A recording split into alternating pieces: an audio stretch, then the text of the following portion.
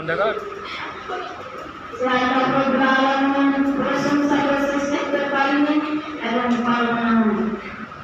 তারপর আমাদের ধর্মের ধর্মের ছিলাম মা আমিনা মুহাম্মদ মুস্তাফা সাল্লাল্লাহু আলাইহি ওয়াসাল্লামের উপর দরুদ ও সালাম বর্ষিত হোক।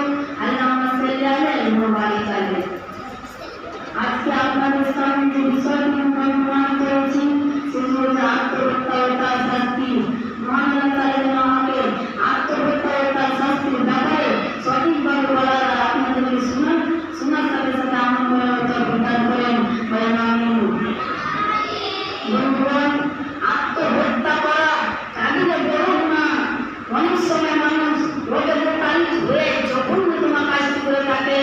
পারিবারিক সমস্যায় স্বামী স্ত্রী পরস্পর ঝগড়া বিবাদ শ্বশুরবাড়ি অত্যাচার ইত্যাদি বিষয়টিকে সামনে রেখে বর্তমান পুরুষ আত্মহত্যার মতো এই জঘন্য অপরাধ করে থাকে, যা কখনো কোনো নারী পুরুষের জন্য সমীচীন নয়। প্রত্যেক ব্যক্তির প্রাণ মহান আল্লাহ তাআলা নির্ধারিত সময় দিলেন। যখন যেখানে যেভাবে যার মৃত্যু লেখা রয়েছে তাকে সেভাবে মরতে হবে। আল্লাহ তাআলা কোরআন মাজিদের মধ্যে বলেছেন, কুল্লু নাফসিন যায়িকাতুল মউত, প্রত্যেক প্রাণীকে মৃত্যুর স্বাদ গ্রহণ করতে হবে। মৃত্যুর মালিক একমাত্র মহান আল্লাহ। প্রত্যেক